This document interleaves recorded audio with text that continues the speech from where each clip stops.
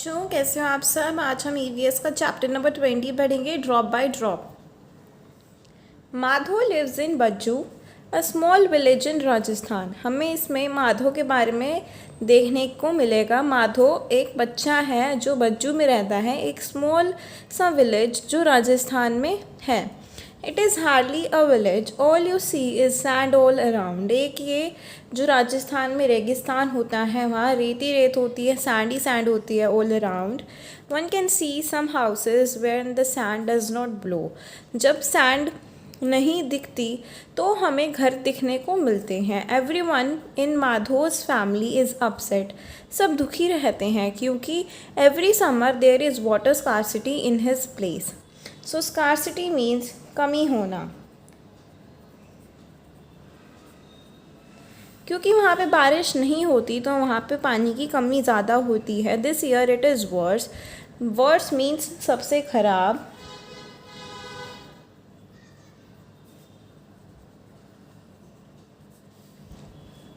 It did not rain at all. इस बार तो बारिश आई ही नहीं। His mother and sister have to walk a longer distance to fetch water as the nearby pond has also dried. जब भी उनके नियर बाय पॉन्ड जो है वो भी सूखा हो जाता है, सूखा पड़ जाता है, तो उसकी मम्मी और उसकी बहन को दूर जाना पड़ता है पानी लेने के लिए। Each day they spend hours just to get 4 pots of water. पूरे दिन में उन्हें बहुत सारे घंटे बिताने पड़ते हैं ताकि उन्हें सिर्फ 4 पॉट्स वाटर के मिल पाएँ। While walking on the hot sand their feet burn and blisters just can not be avoided. जो ये चलते हैं, दूर दूर तक जाते हैं, इनके पैरों में छाले पड़ जाते हैं पानी लेते वक्त, क्योंकि जो रेत होती है वो बहुत गर्म होती है और उनके पैर जो हैं वो जल जाते हैं। ब्लिस्टर्स मीन्स छाले पड़ जाना। So blisters is chale. Okay. Next is when the train carrying water comes, they are very happy. कभी कभी वहाँ पे बहुत ज़्यादा स्कार्सिटी हो जाती है, वाटर की कमी हो जाती है, तो एक ट्रेन आती है पानी लेके ताकि उन्हें पानी मिल सके। माधो's father goes to fetch water in his camel cart। और अगर ट्रेन भी नहीं आई तो माधो के पापा जाते हैं कैमल कार्ट पर बैठ के पानी को कलेक्ट करने के लिए, लेने के लिए। But this does not happen often. लेकिन ये कभी कभी होता नहीं है। People keep waiting days and days for water. लोगों को दिन पर दिन वाटर की वेट करना पड़ता है कि अब वाटर आएगा, अब वाटर आएगा। Some people collect rain water. This is done by a special method by making tanks, tanka. Do you know what a tanka is and how it is built. जो कई लोग होते हैं वो रेन वाटर को भी कलेक्ट करते हैं, बारिश के पानी को भी कलेक्ट करते हैं। सो इसको एक बाय मेकिंग टैंक्स और टंका ये कलेक्ट किया जा सकता है। देखो जैसे रूफ़ है ये, तो रूफ़ में यहाँ पे पानी आ रहा है, तो ये पाइप के थ्रू इसमें अंडरग्राउंड नीचे चला जाएगा और ऊपर लिड लगा देते हैं ताकि ये पानी कवर्ड रहे, इसमें कोई धूल मिट्टी ना जा सके। सो to build a tanka a pit is dug in the courtyard and it is made pucca. क्योंकि अगर वो कच्चा होगा, यानी अगर उसमें हम मिट्टी से बनाए उसको, तो वो तो पानी में घुल जाएगी मिट्टी और सारी जगह कीचड़ कीचड़ हो जाएगा। तो जो ये बनता है ये पक्का बनाते हैं, सीमेंट का बनाते हैं। The tanka is kept covered with a lid ताकि वो सेफ रहे। The roof of the house is made sloping so that the rain water collected here flows through a pipe into the tanka. A sieve is attach to the mouth of the pipe so that no dirt goes into the tanka. वहाँ पे एक सीव, एक छलनी भी लगा देते हैं उसके माउथ पे ताकि कोई भी डर्ट, कोई भी जो कचरा है वो टंका के अंदर ना जा सके। This water is use for drinking after it is cleaned. Sometimes Madho is allowed to take water from one of the tankas of the village. Think what are the difficulties people face due to scarcity of water. Next है, from where do the people in Madho's village fetch water for drinking. People जो माधो के village में हैं वो पानी कहाँ कहाँ से लाते हैं ड्रिंकिंग के लिए। सबसे पहले तो people in Madho's village fetch water from a nearby pond, और अगर नियर बाय पॉन्ड भी जो पास का कुआं है घर के पास वो भी सूख गया है तो वो उनको दूर दूर जाना पड़ता है पानी लेके आने के लिए, और कभी कभी ट्रेन आती है पानी देने के लिए, और अगर ट्रेन भी नहीं आती तो उसके पापा जाते हैं कैमल कार्ट से टू फेच वाटर।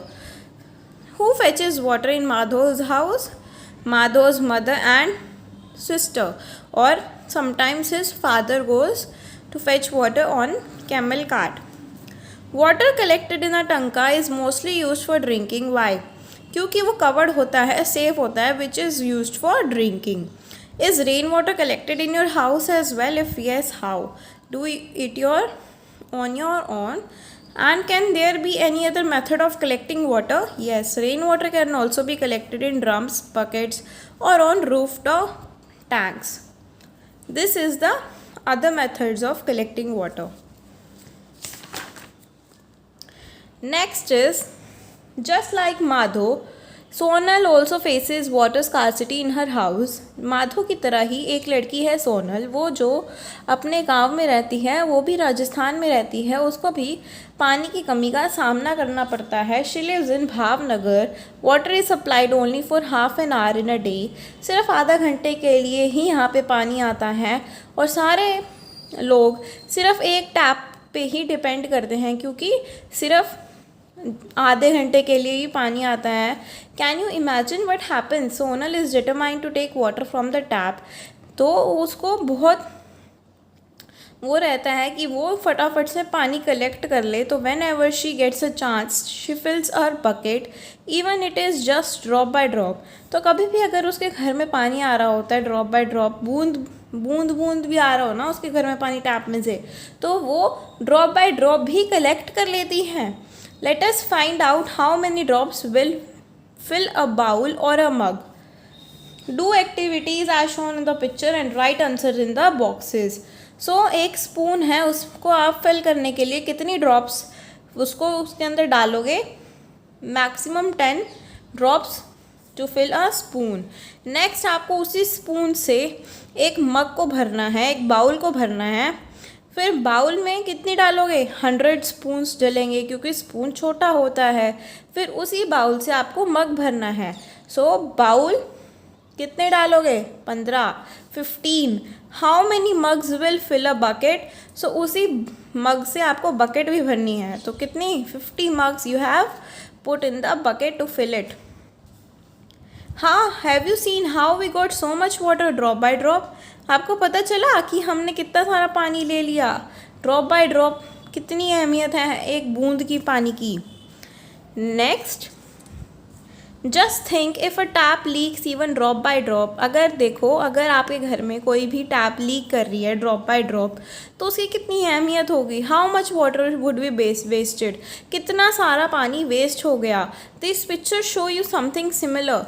देखो ये पानी चलता है, ड्रॉप बाय ड्रॉप ही लीक हो रहा है. जब हम ब्रश करते हैं तो हमें टैप बंद करनी चाहिए. ये लड़का ब्रश कर रहा है और टैप खुली छोड़ दी और सारा पानी वेस्ट हो रहा है. Can you think of ways of saving water? तो आपको डिफरेंट टाइप्स ऑफ वेज बताने हैं, तरीके बताने हैं जिससे आप पानी को बचा सकते हो. Right your suggestions below. Do not leave the tap open while brushing.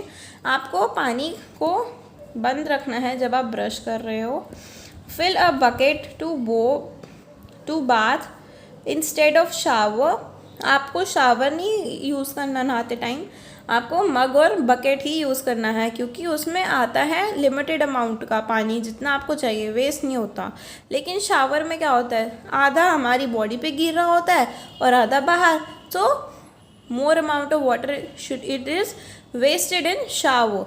So don't use it. Repair और लीकिंग टैप्स, जिससे जो बूंद का जो पानी है वो हम बचा सकें. Next, try to reuse water. Reuse means आप उस पानी को दोबारा से यूज़ करो. री मीन्स दोबारा यूज़ करना.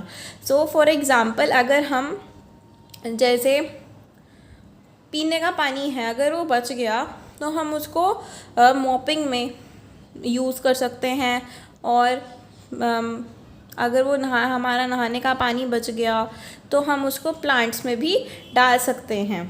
So it is example of reuse of water. Have you seen water flowing unnecessarily in your home? क्या आपने कभी देखा है कि unnecessarily बिना ज़रूरत के हमारे घर में, स्कूल में या किसी भी प्लेस पे वाटर चलता रहता है? कहाँ? Yes, I have witnessed water running unnecessarily from a roadside public tap. Water was gushing unnecessarily since the tap was broken. जब से टूटी हुई है तब से उसमें से पानी आया जा रहा है अननेसेसरीली, बिना रुकावट के आए जा रहा है. ठीक है, तो ये हमने देखा. आप कोई भी और भी लिख सकते हो अगर आपने कोई कहीं और जगह भी देखा है. Look at the pictures on the next page and discuss, can we use the water that has been used for one purpose for something else? So let's go on the next page. These are the 3 pictures in which we see a lady which is going for collecting the water, and in the second picture she is bathing with the water which she collects. जैसे first picture में वो पानी लेने गई और उसने पानी भरा और बाद में आई और पानी से नहाने लगी और नीचे उसने एक बाउल सा रख दिया जिसमें उसका पानी कलेक्ट हो रहा है बाथिंग करने के बाद. सो अगर पानी साफ़ है तो वो उसी पानी से अपनी गाय को, अपने पेट को नहला सकती है. और अगर ये पानी भी साफ़ हुआ गाय को नहलाने के बाद तो वो अपने प्लांट्स को भी दे सकती है वो पानी. तो this is the example of reuse of water. Draw lines using different colors to show which work will be done after the other so that the same water can be reused. One example has been given.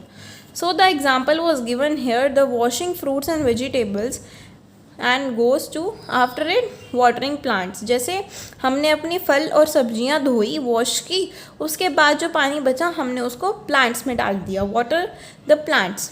ठीक है, तो हमको और सारे बताने हैं हम क्या कर सकते हैं. सो जैसे वॉशिंग हैंड्स एंड फेस, हमने अपने मुँह हाथ धोआ तो उसके बाद हम क्या कर सकते हैं, उस पानी को मोपिंग द फ्लो, उसके बाद हम उसको टॉयलेट में यूज़ कर सकते हैं. और जो हमने ऊपर यूज़ किया उसको सीधा डायरेक्ट हम टॉयलेट में यूज़ कर सकते हैं. और जो हमने अपने मुँह हाथ धोए थे, हैंड्स फेस वॉश किया था, उसको हम कपड़े धोने में भी यूज़ कर सकते हैं. फिर कपड़े धोने वाला फिर टॉयलेट में यूज़ हो सकता है. और वॉशिंग क्लॉथ्स के बाद हम मोपिंग द फ्लोर भी कर सकते हैं.